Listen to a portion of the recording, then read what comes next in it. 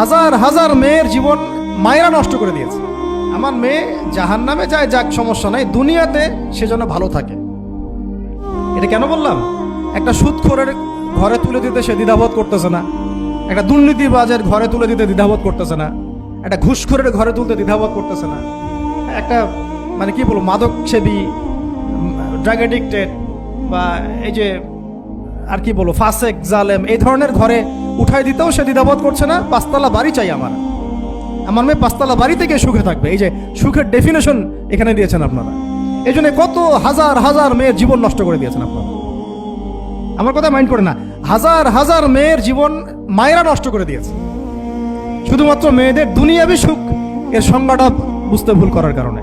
এর নাম যদি সুখী হইতো তাহলে অমুসলিমরা সুখী না কেন? পশ্চিমারা সুখী না কেন? ওরা আত্মহত্যা করে কেন?